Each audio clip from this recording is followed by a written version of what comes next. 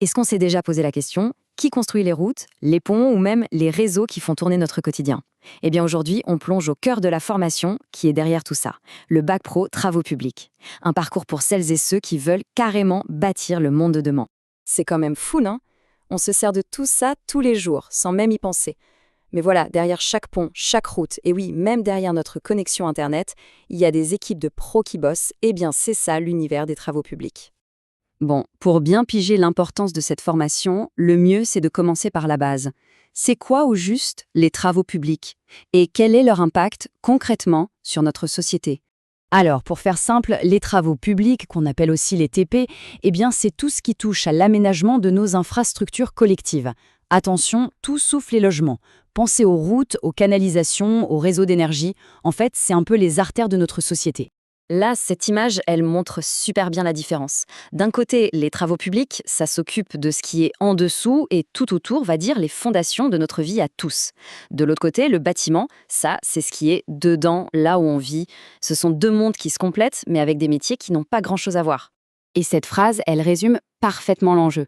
Les pros des TP, ils ne font pas que construire des trucs. Non, ils bâtissent les vrais piliers de notre quotidien.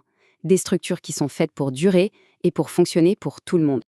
Allez, on rentre dans le vif du sujet maintenant, la formation qui prépare à ces métiers. Concrètement, comment est-ce que ce Bac Pro Travaux Publics forme les bâtisseurs de demain? Premier point super important, la durée. C'est un bac pro qui se fait en 3 ans, la plupart du temps juste après la classe de troisième. C'est un parcours qui a vraiment été pensé pour être complet, en mélangeant la théorie et la pratique pour arriver à une qualification pro solide et reconnue.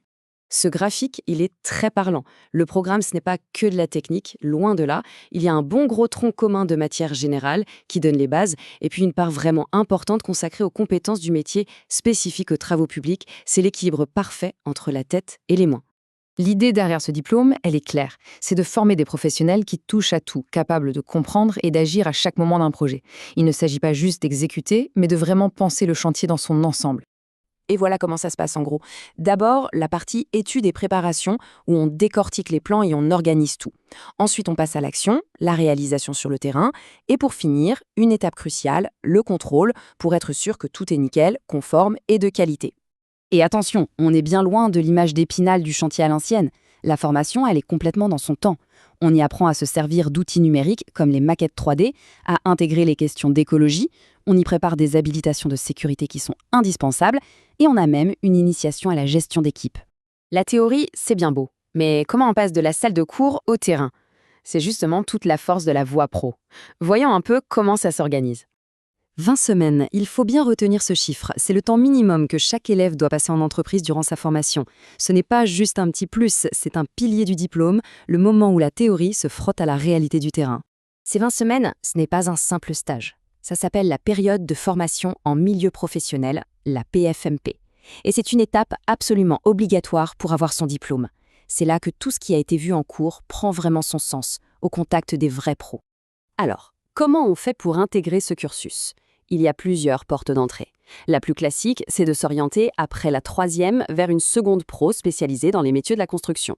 Mais il y a aussi des passerelles pour ceux qui ont déjà un CAP dans le domaine.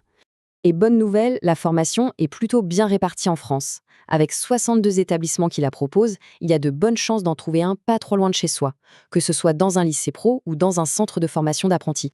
Une fois le diplôme en poche, qu'est-ce qui se passe? C'est quand même la question la plus importante. Allons voir un peu les chemins qui s'ouvrent après le bac pro TP. Le gros avantage de ce bac pro, c'est qu'il a une double casquette. D'un côté, il est fait pour pouvoir trouver un boulot rapidement, mais de l'autre, il donne des bases solides pour celles et ceux qui ont envie de continuer à se spécialiser. Ce tableau, il résume tout parfaitement. À gauche, on peut viser directement des postes de constructeur ou même de chef d'équipe. À droite, le BTS en travaux publics ou en bâtiment, c'est la suite logique pour aller chercher plus tard des postes de gestion, comme chef de chantier. L'évolution de carrière, elle est donc bien réelle. Et regardez un peu la variété des chantiers possibles. Ça va du déploiement de la fibre optique à la construction d'un pont hyper impressionnant en passant par des ouvrages énormes comme des barrages. C'est ça la grande richesse du secteur. Il n'y a pas deux projets qui se ressemblent. Un point qui est absolument essentiel à savoir, c'est un secteur qui recrute. Beaucoup de ces métiers sont ce qu'on appelle en tension. En clair, ça veut dire qu'il y a plus d'offres d'emploi que de candidats. C'est une vraie sécurité pour l'avenir. Et puis, au-delà de la technique et du boulot, il y a une vraie recherche de sens. Choisir les travaux publics, c'est choisir un métier qui a un impact direct qu'on peut voir sur la vie des gens. On améliore leur environnement, leur confort de tous les jours. La question est posée. Finalement, plus qu'un métier, c'est une occasion unique de laisser une empreinte, une marque visible, durable et utile sur le monde qui nous entoure. Une trace bien concrète de sa contribution à la société. Et si c'était ça, en fait, construire son avenir ?